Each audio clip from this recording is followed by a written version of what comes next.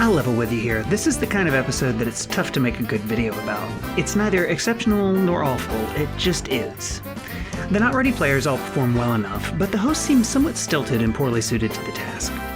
Of all the Season 1 guests, actress Jill Clayburgh is possibly the only one I can't pin down a purpose for her hosting. Her only notable recent film at the time had been 1976's utter flop Gable and Lombard, which SNL sees fit to satirize in the outro of this installment. She'd had a somewhat breakout role as a prostitute in a made-for-TV movie of the week the prior year, but otherwise was known mostly for work on Broadway.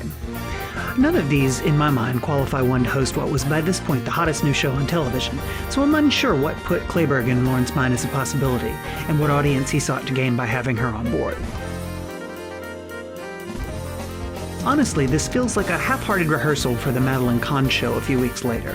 Kahn was similarly workerly, but slightly cold and distant, and though neither host is terrible, neither show is a standout in my mind. Much as they had with Peter Boyle a few weeks back, they give Clayburgh a monologue which lets somebody else do all the comedic heavy lifting. In this case, it's Don Pardo, who Jill says took her under his wing for the week. She then sets Pardo up with a series of blatant excuses for him to use his announcer voice to talk up all the wonderful places he took Jill over the week, including one of the many of the Don Pardo assortment of fine homes, Chicago 60608. They seem to really relish using Pardo's exaggerated advertiser delivery in non-advertiser situations to varying comedic effect. This isn't an entirely irredeemable piece. Credit where it's due, there would go on to be far worse monologues on this stage, and Clayburgh doesn't seem uncomfortable or terrified to be there, just not very entertaining.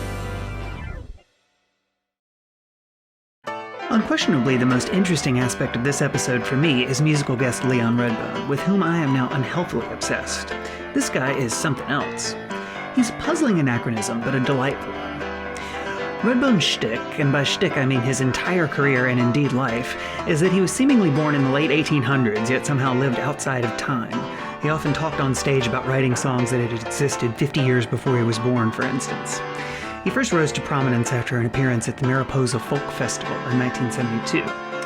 The authenticity of his performances of Tin Pan Alley and blues standards there impressed Bob Dylan so much that it led to Dylan talking him up in Rolling Stone and indirectly helping secure Leon an album deal. That album, 1975's On the Track, had been a critical darling, if not a huge commercial success, and was positively received by the music press and passed around hip entertainment circles. I can see then why Lorne and Howard Shore took notice of him. I think Redbone represents an important type of music guest to the DNA of Saturday Night Live, and that's what I'd call the wild card entry. Now, certainly at this point, the show hadn't nailed down what type of guests it wanted to feature, and music guests were no different. But going forward, you can kind of tell that most weeks Lorne and the others pick the musical act based on what they, or the network, think will be popular with the audience. But every once in a while they go with somebody they like, for no reason other than they like them. I think it's an expression of that same very New York, they'll think it's good because we think it's good, mentality that also pervades SNL's comedy. And I'm always happy to watch when they take those risks. Even when they don't work as well as Leon did here, they're always entertaining. I'm not ashamed to admit I'm puzzled and bewildered by this one. Clayburgh, wearing an outfit that I can only assume based on her personality is entirely out of character for her, bops out onto stage with the Shore Band to do a salute to the Coast Guard? What the literal hell? Over the top of this strange mess, we have overlaid a list of people who dolphins are definitely more intelligent than, including Sybil Shepherd, Prince Charles, and Peter Fonda.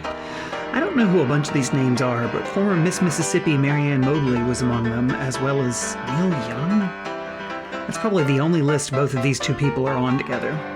This was a strange idea, and I'm having real trouble figuring out whose it was or why they thought it was a good one. I can't fathom who decided putting Clayburgh in that outfit to sing a funky boogie woogie was the thing to do, but this is as square and unhip a music segment as the Lockers were a cool and exciting one. Utterly painful to watch, although Clayburgh at least has better pitch control than Lily Tomlin and some other guests have mustered when singing. This ties for the coveted Worst Award thing with one of the sketches, which I'll get to in a minute. Andy Kaufman is back for more Andy Kaufmaning. This time we get another ancient kids sing-along record from his 45 collection, Old MacDonald. It's the same bit as the others, frankly, with him mouthing along to the records in that slightly deranged way that Andy has. This time with the added wrinkle that he dragged 4 randos from the audience up there to perform with him. This took guts and could easily have gone horribly wrong a million ways on live TV, but thankfully the volunteers played along nicely and a good time was had by all. It may seem like I'm being a little harsh on Kaufman here, but I genuinely do enjoy him, and it seems as if the crowd did as well. It's just that his bits from this first season all have a sameness that has left all of them after the first Mighty Mouse number falling progressively flatter. He'd shake things up again soon enough, though.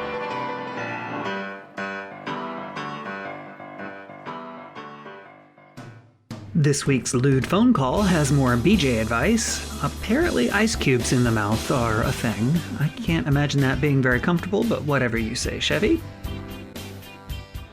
Good evening, I'm Chevy Chase, and you can't. They're just gonna deconstruct that gag now, I guess. Ford beats Reagan in New Hampshire, barely. Lorena is reporting live several days after everyone else has moved on to Massachusetts. The show's not very good at getting to stories on time. See, we have a good Chevy break here. After his plurality victory in New Hampshire this week, former Georgia Governor Jimmy Carter. He does make it funny when he screws up. Candidate Jimmy Carter will get more specific about his platform and positions sometime in the near future. Nixon was pardoned by China, who also honored him by naming the new dish Sweet and Sour Dick after him. We have a sight gag on newsman Daniel Shore, whose lips were apparently epoxied as punishment for not revealing the source of committee reports leaked to him which made public certain illegal FBI and CIA activities. Shore was famously tight-lipped on the matter, but I don't think epoxy was involved. More held-nosed reporting from the Hearst trial. The artist rendering is back to terrible line drawings this week. Francisco Franco is still valiantly holding on in his fight to remain dead. Mattel is making anatomically correct male dolls in both white and black varieties. Both are reported to be anatomically accurate, and the dolls will be priced accordingly. The white doll sells for $6, the black doll for $26.85. A, huge condor pooped on the Washington Monument? It's a good/terrible graphic. The advertiser break is for another H&L Brock. They're a church/synagogue in this one. Pretty shady. And finally, Emily Latella's on about the death penalty this week. Yeesh. They really do need to give these a rest because it's been nearly every week now for I forget how long. Perish the thought the Muppets couldn't be here tonight. They're at the Grammys. Clayburgh says they'll be back March 13th, but Lorne had, I think by this point, already decided to cut them. I don't believe they appear again in the dedicated Land of Porch skit. Chevy does a rough approximation of them instead, just his bare hands with no puppets on them. It's 100 times funnier than any of the Muppets sketches have been, which must have been demoralizing for Henson. It gets kind of smutty, then the camera suddenly cuts to Chevy standing behind the Muppet set where he introduces Wise's film.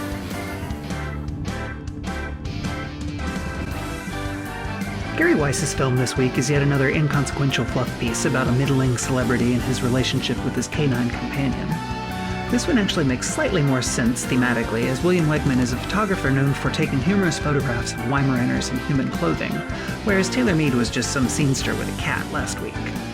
I suppose, considering the popularity of pet photography on the internet, you might say Wegman was ahead of his time, even. Here, we see him cavorting with his extremely intelligent and boisterous pup, Man Ray, whom I can only assume is named for the photographer of the same name. The dog is absolutely adorable, but I'm not sure the previous week's very similar film needed this companion piece. I certainly didn't. Danny does the announcement about home movies this week, and he somehow manages to get a laugh just doing basic housekeeping for the show. All he does is read it awkwardly with strange body language and an ill-fitting suit, but it's oddly humorous. In the same way that Hartman, Farrell, and Thompson were the glue of their respective casts, I think Aykroyd was the go-to guy on the original cast. You can give him almost anything, and he'll make it more entertaining simply through force of will. Perhaps the most historically notable part of this episode is this, the first appearance of Walter Williams' unfortunate playfellow, Mr. Bill. This is the first of 5 home movies Williams submitted before being asked to join the cast at the start of season 4. Mr. Bill became a signature part of the show's first 5 seasons, and Williams also contributed to Update and a few sketches. I'm not a huge fan of these myself, but I won't deny how important Mr. Bill was to the early days of SNL. Ah, Chevy. Excuse me, I'm sorry. The cold open is one big fourth wall break where Chevy complains to Lauren about the pratfalls every week, but Lauren reassures him they're the most popular part of the show. Chevy makes his way back out to the stage, only to decide not to do them after all, at which point he goes back to tell Lauren his decision is final, repeatedly falling down all the way while doing so. Live from New York, it's Saturday night! The father of modern psychoanalysis is kind of creepy. Freud analyzes his own young daughter's very sexual dream and appears to be extremely aroused by it. Lorraine and Danny are good here, and I certainly understood the premise, but it strikes me as an instance of being crass and shocking for the hell of it in that very 70s way the early show sometimes had. I mean, Freud was a perv was hardly a new joke, even back then. This is the poorly executed sketch I mentioned earlier, which ties for the coveted Worst Award thing. Clayburgh plays the high school guidance counselor to Belushi's delinquent Julio. Sidebar, it must be harder to portray rebelliousness on TV now that smoking isn't there as lazy shorthand. My big problem with this scene is that, holy shit, they had Belushi almost rape her. I was genuinely uncomfortable. Chevy comes in and interrupts him, at which point Belushi leaves and Clayburgh gives a long speech about caring about the kids, but I can't get over the matter-of-fact way that Belushi was about to fucking rape Jill Clayburgh on network television. So then she goes to visit Julio's parents? This keeps getting worse. Gilda and Garrett portray his parents as stereotypical inner-city street urchins who don't think Julio has a chance in life and don't care. Clayburgh thinks otherwise and keeps right on playing the concerned counselor.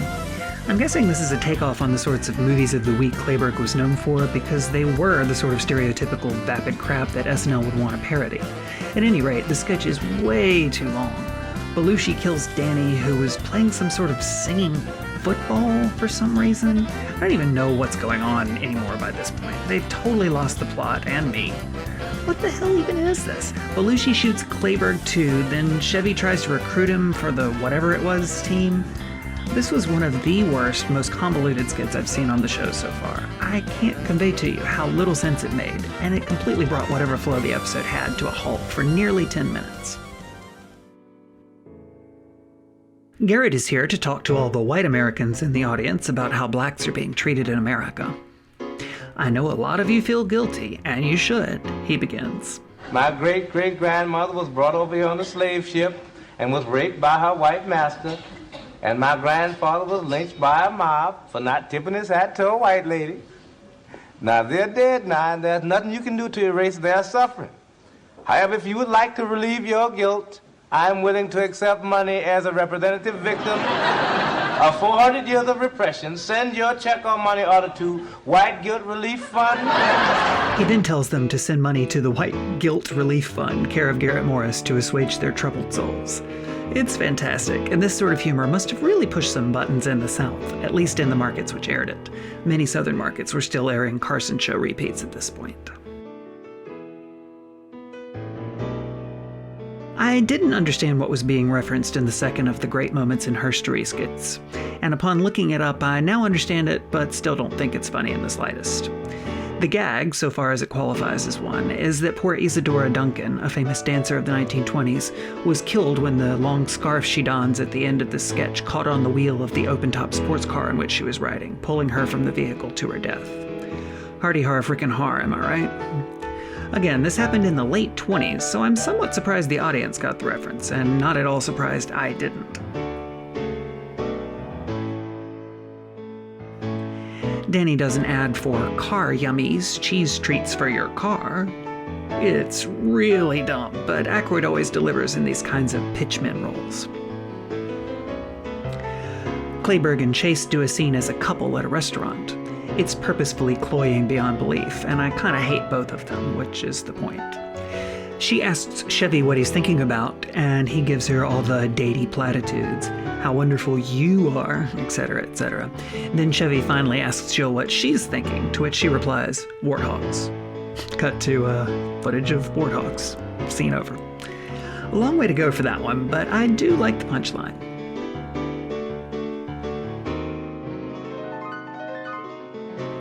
The third Moments in Herstory is about Indira Gandhi. Belushi does an atypically restrained portrayal of her father, Jawaharlal Nehru, but the material is not very thoughtful, the impressions are still entirely too broad, and it would never air today on those grounds alone. The gist is too long to get into, but it's not a very funny sketch either. This whole series of sketches seems poorly conceived, honestly, and I kind of wonder who pitched it, the lady writers on the staff or the guys. The episode ends with Jane Curtin and Jill at the altar and made-for-TV movie The Never-Before-Told Story of Grable and Lombard, a punny takeoff on Clayburgh's recently released film Gable and Lombard. See, instead of Clark Gable, Jane is Betty Grable. Hilarious. It's literally just a lesbian wedding and a terrible pun played for laughs, and I had to look up the reference to understand what the hell they were on about. These jokes about 70s mores come off as incredibly quaint in the 2020s. Clayburgh was not as bad a host as I feared she'd be, but she seemed to just treat it like a gig, and the cast, other than Jane, didn't really have much chemistry with her. I think Jane probably related more to the actorly hosts better than some of the rest of the cast members, especially Belushi, who was known later to torment hosts he found stuffier uptight. As I mentioned earlier, Clayburgh reminds me a great deal of another guest we'll see in a few weeks, Madeline Kahn. In much the same way as Clayburgh, Kahn says she felt quite tense and isolated during the run-up to her episodes, and treated her work almost clinically. I think that sort of comes through in at least the first shows both women hosted. Neither are particularly memorable. However, both also had a second hosting gig with which to try and redeem themselves, so we'll hold out hope until then. Stay tuned.